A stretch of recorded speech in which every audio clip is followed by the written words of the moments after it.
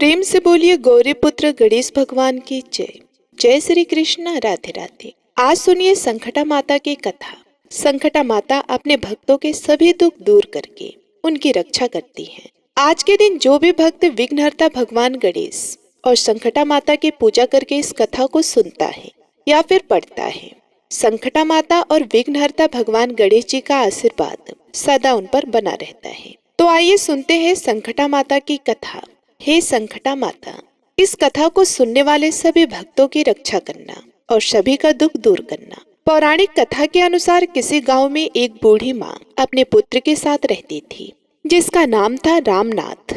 उस बूढ़ी माँ का परिवार बहुत गरीब था। उसके बेटे का विवाह हो जाने के बाद रामनाथ की पत्नी रामनाथ को तरह तरह के ताने दिया करती थी। अपनी पत्नी के तानों से परेशान होकर एक दिन उसने सोचा कि मैं अब धन कमाने के लिए विदेश जाऊंगा और वहां से ढेर सारा धन कमा कर लाऊंगा, जिससे हमारी गरीबी दूर हो जाएगी। ऐसा सोचकर वह अपनी माँ का आशीर्वाद लेकर विदेश कमाने के लिए चला गया। बेटा तो परदेश कमाने के लिए चला गया, लेकिन बूढ़ी माँ की बहू ने अब उन पर ही अत्याचार करना शुरू कर दिया। वह बात बात पर उन्हें भला बुरा कहने लगी। एक दिन दुखी होकर बूढ़ी माँ कुएं के पास जाकर रोने लगी। इस प्रकार वे कई दिनों तक कुएं के पास जाकर रोती रहती थी।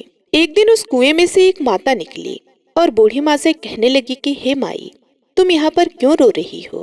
क्या तुम्हें कोई कष्ट है? कोई कष्ट है तो मुझे बताओ, मैं तुम्हारे कष्ट को दूर करने का प्रयास करूंगी। प्रिय भक्तों, कई बार कहने के बाद भी बूढ़ी माँ ने उस माँ को कुछ नहीं बताया जो कुएं से निकली थी।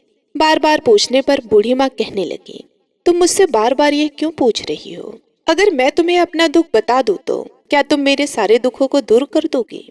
प्रिय भक्तों, दरअसल वह माता और कोई नहीं, स्वयं संकटा माता थी, जो बूढ़ी माँ का दुख दूर करने के लिए ही वहाँ प्रकट हुई थी। तब संकटा माता उनसे कहने लगी कि तुम मुझे अपना दुख बताओ, मैं तुम्हारे दुखों को अवश्य ही दूर कर दूंगी।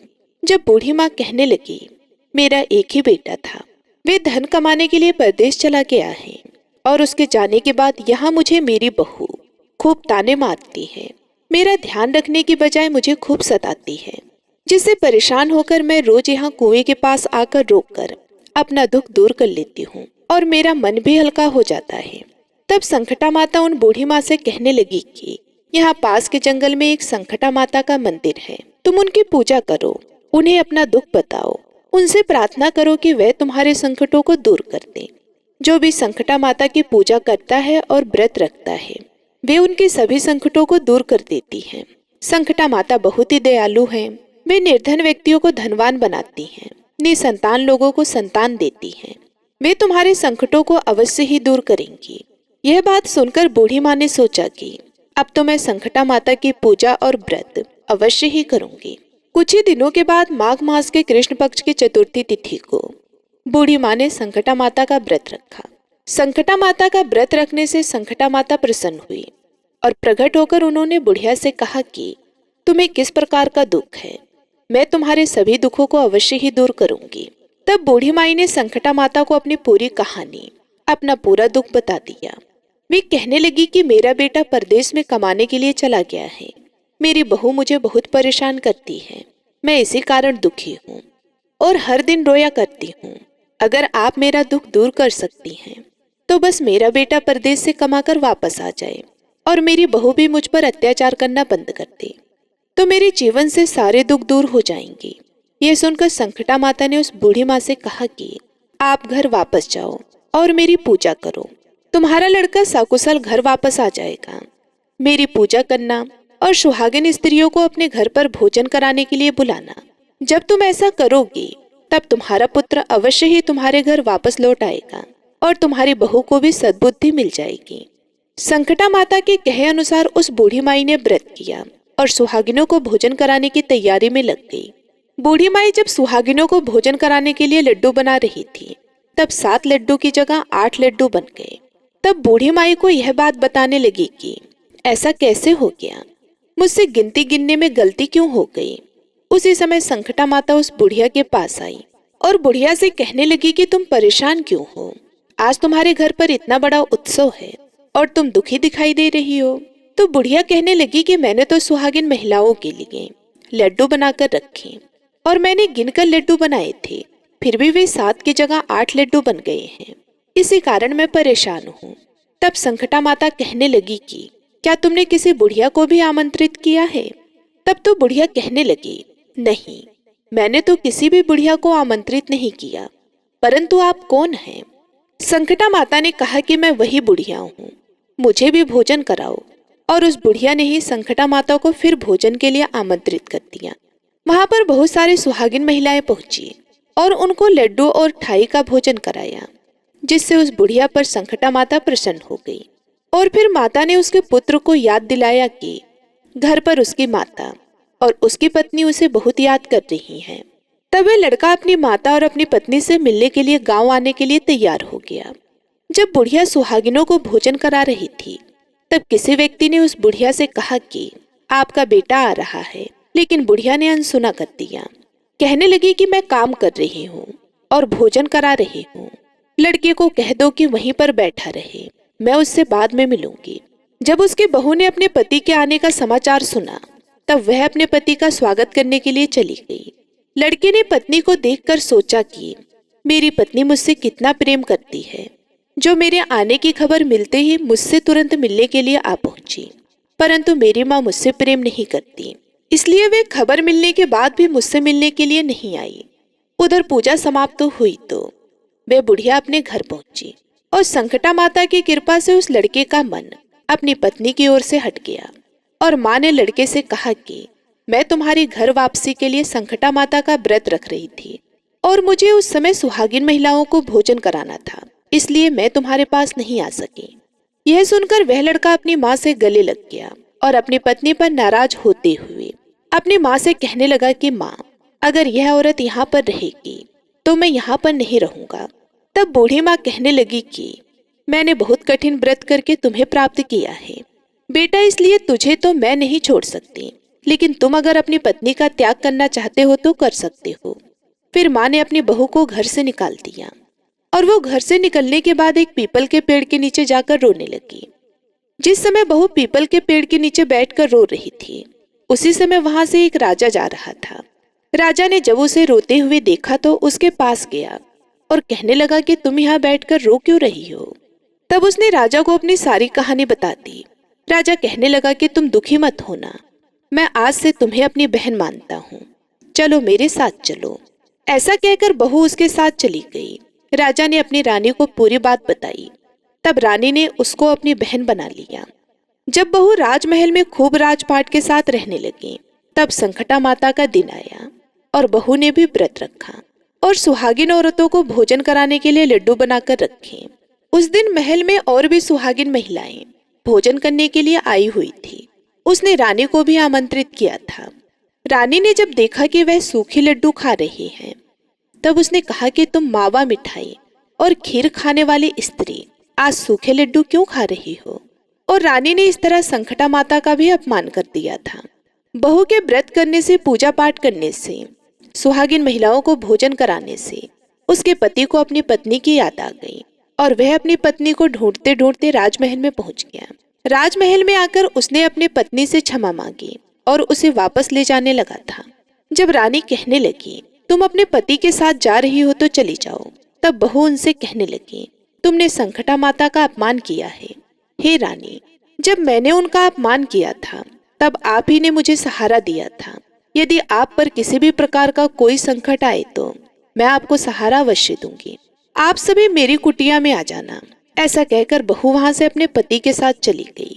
उधर बहू के महल से जाते ही उस महल में गरीबी छा गई, उन पर भारी संकट आ गया। तब रानी राजा से कहने लगी कि तुम कैसी बहन को घर लाए थे कि वे हमें कष्ट में छोड़कर चली गई हैं। तब रानी ने राजा को बताया कि जब तुम्हारी बहन जा रही थी, उसने कहा था कि यदि तुम पर कोई भी संकट आए तो मेरे यहाँ आ जाना अपना दुख दूर करने के लिए। राजा और रानी दोनों उस बहू के घर पहुंच गए। बहू को जब सारी बात पता चली तो वे कहने लगी कि यह सब संकटा माता का अपमान करने के कारण हुआ है। यदि आप मेरी बात मानो तो संकटा माता का व्रत करो और सुहागिन महिलाओं को भोजन कराओ, जिससे तुम्हारे सारे दुख दूर हो जाएंगे। उनके कहे अनुसार राजा रानी ने फिर ऐसा करना प्रारंभ कर दिया। राजा और रानी दोनों मिलकर कई दिनों तक संकटा माता से माफी मांगते रहे। फिर एक दिन की बात है कि रात में रानी के सपने में संकटा माता एक बुढ़िया का रूप धारण करके आई और उनसे कहने लगी कि तुम अपने राज्य में वापस चले जाओ और वहां पर संकटा माता की पूजा और व्रत करना, तुम्हारे सभी कष्ट दूर हो जाएंगे। उस बुढ़िया की बात को मानकर वे दोनों पति पत्नी अपने राज्य की ओर वापस आ गए। राज्य में जाकर वे संकटा माता का व्रत रखने लगी, सुहागिन महिलाओं को भोजन कराने लगी। तब संकटा माता ने उनको क्षमा कर दिया। वे दोबारा से संकटा माता की कृपा से धनवान हो गए थे। उनकी सारी धन संपत्ति भी वापस मिल चुकी थी। तभी से राजा और रानी संकटा माता का व्रत करने लगे थे।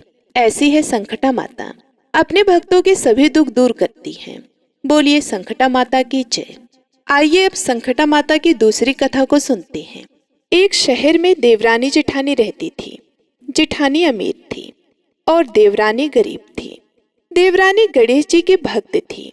देवरानी का पति जंगल से लकड़ी काटकर बेचता था और अक्सर बीमार रहता था।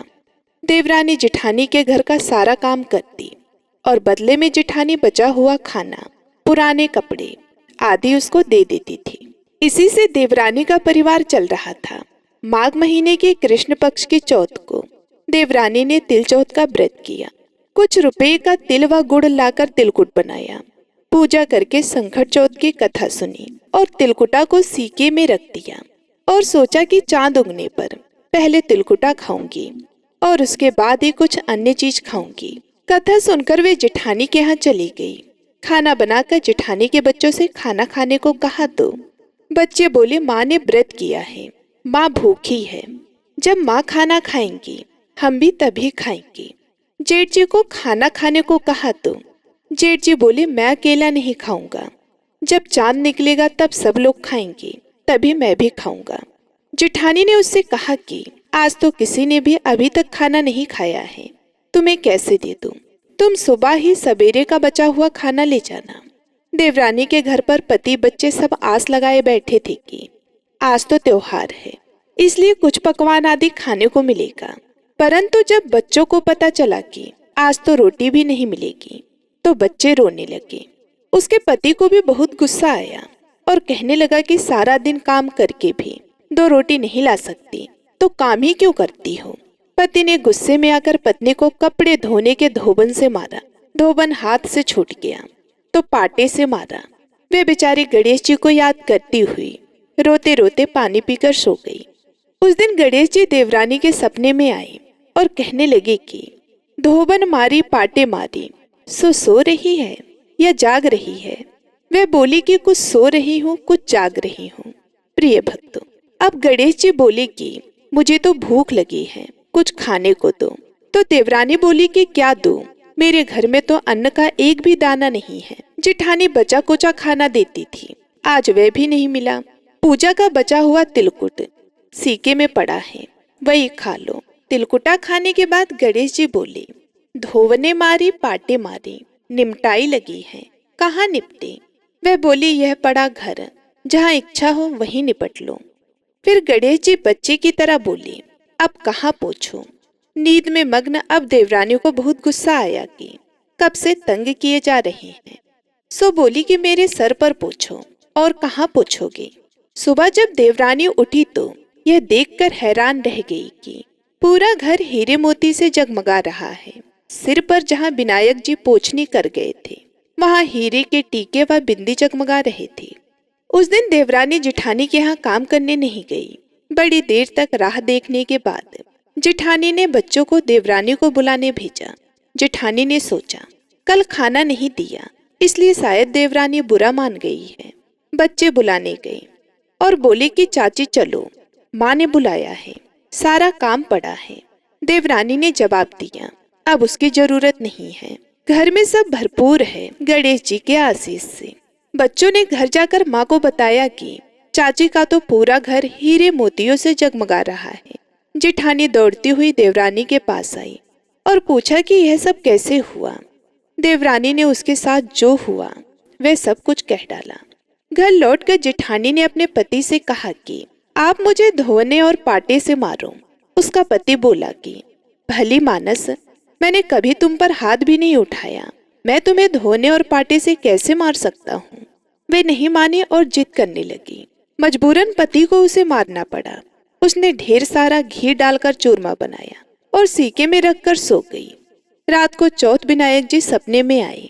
कहने लगे, भूख लगी है, क्या खाऊं?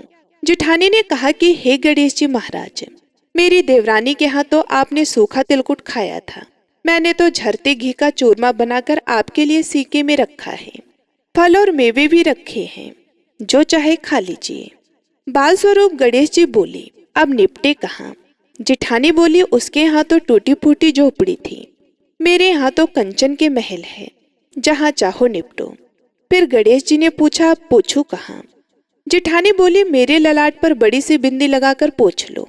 धन की भूखी जेठानी सुबह बहुत जल्दी उठ गई। सोचा कि घर हीरे जवाहरात से भर चुका होगा, पर देखा तो पूरे घर में गंदगी फैली हुई थी। तेज बदबू आ रही थी। उसके सिर पर भी बहुत सी गंदगी लगी हुई थी। उसने कहा कि हे गणेश जी महाराज, यह आपने क्या किया? मुझसे रूठे और देवरानी पर टूटे।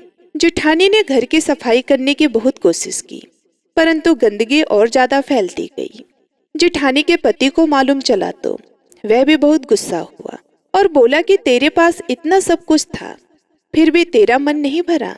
परेशान होकर चौथ के गणेश जी से मदद की विनती करने लगी। गणेश जी ने कहा, देवरानी से जलन के कारण तूने जो किया था, यह उसी का फल है।